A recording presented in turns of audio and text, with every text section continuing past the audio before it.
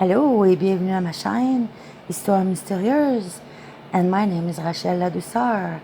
And tonight I will talk about a mysterious story of kidnapped by my mom's killer, then raised by his family.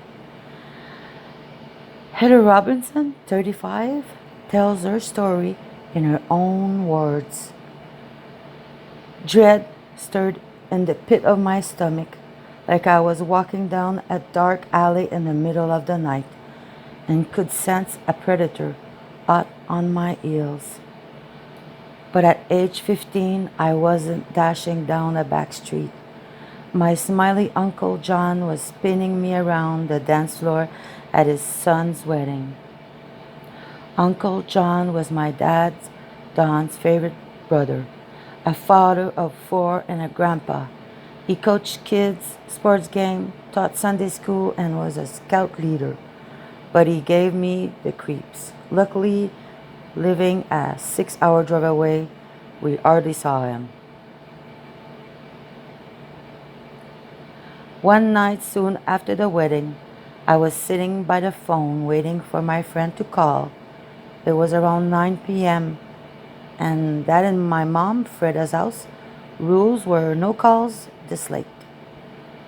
So as soon as it rings, I'll pick it up and no one will know, I thought.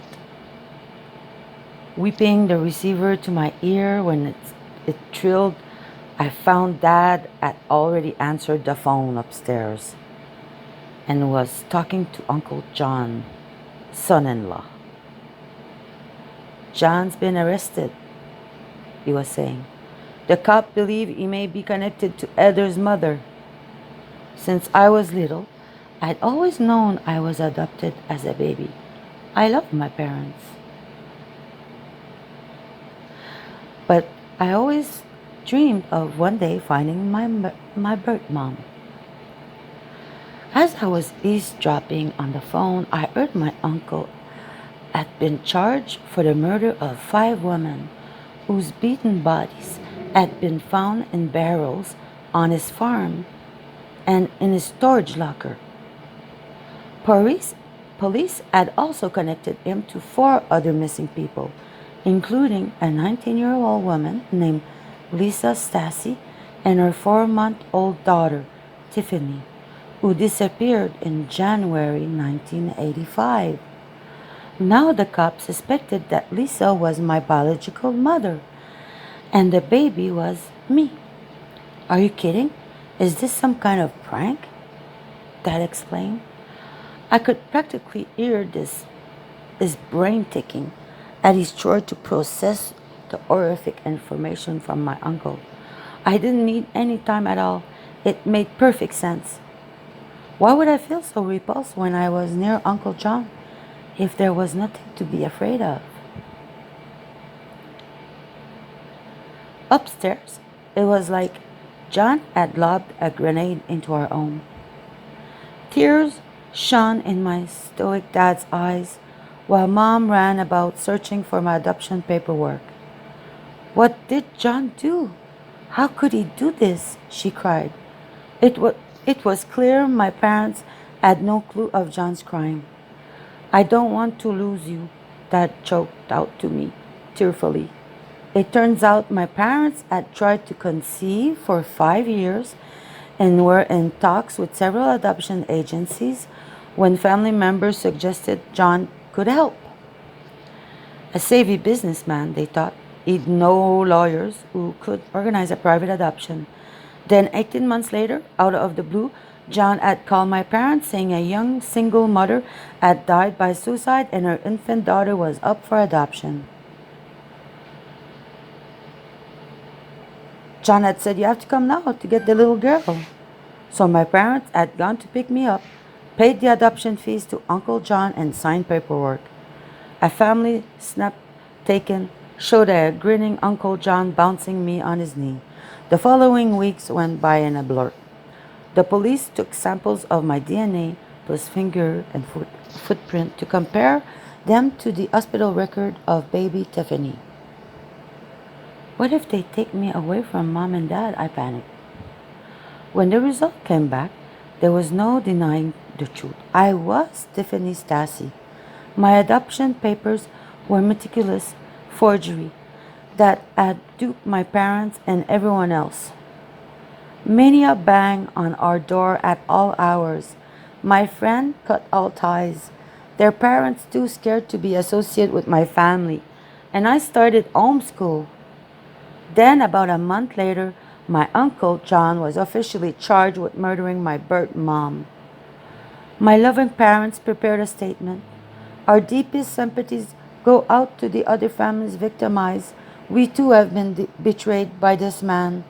Rage boiled inside me that my dreams of one day finding my mom had been shattered. Within weeks, Lisa's mother, my biological grandma, Pat, wrote me a letter.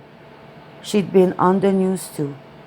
If our granddaughter is safe and happy and these people have nothing to do with Lisa's disappearance and they've taken care of this child, we don't want to take her away, but we want her to know that we're here, family, and we love her, she said to camera. When we met, we clicked instantly. You look so much like Lisa, Pat told me. I learned that after separating from my biological father, Lisa had fled to a woman's shelter with me.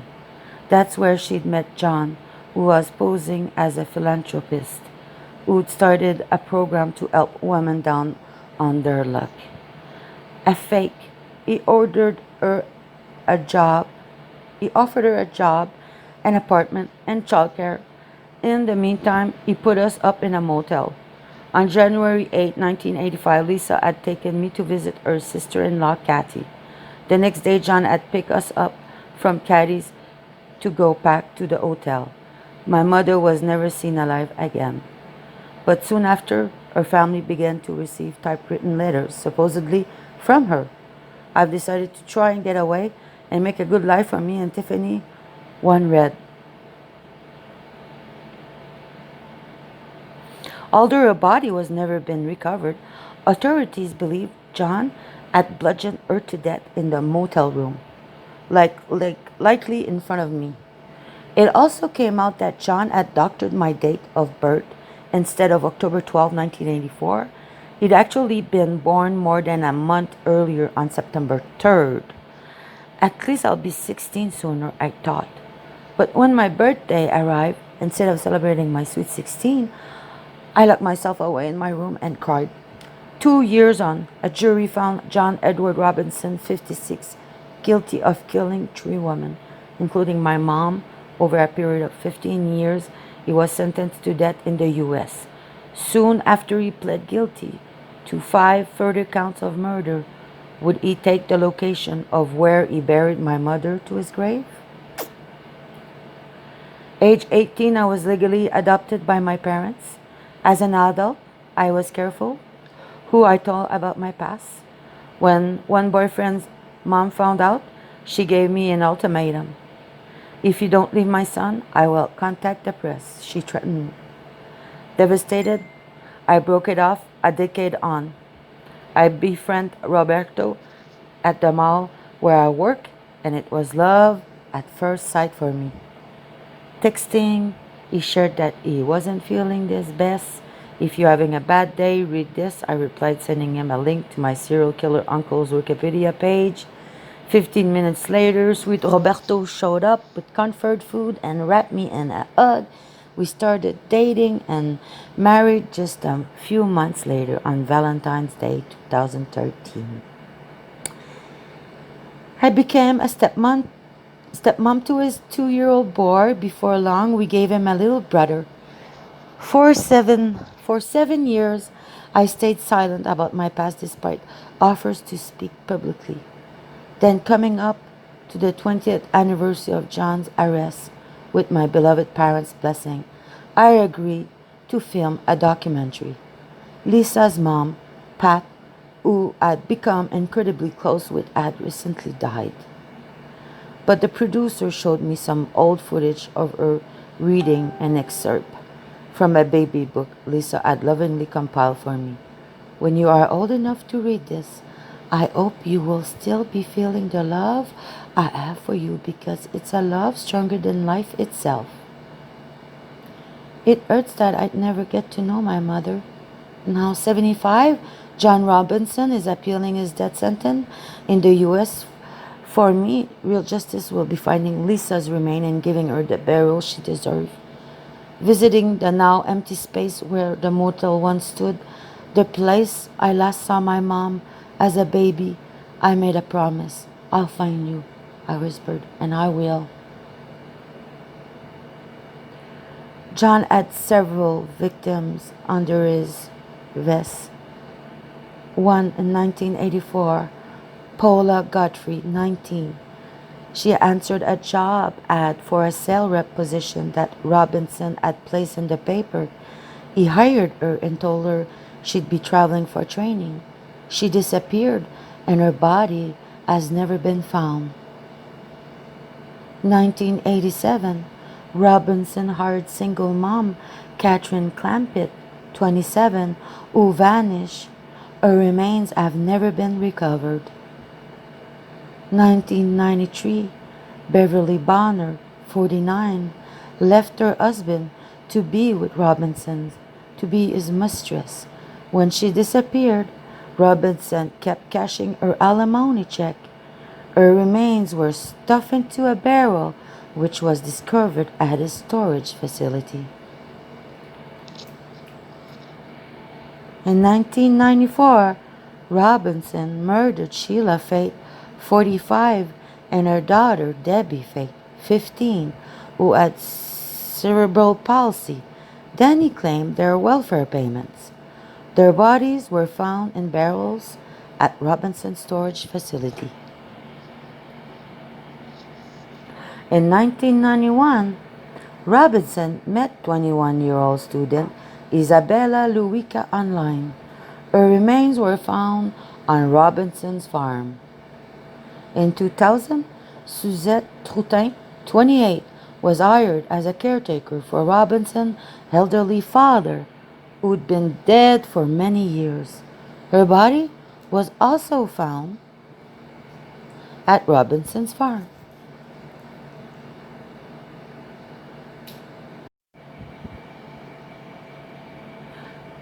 He will kill again. East County family opposes release of notorious serial killer.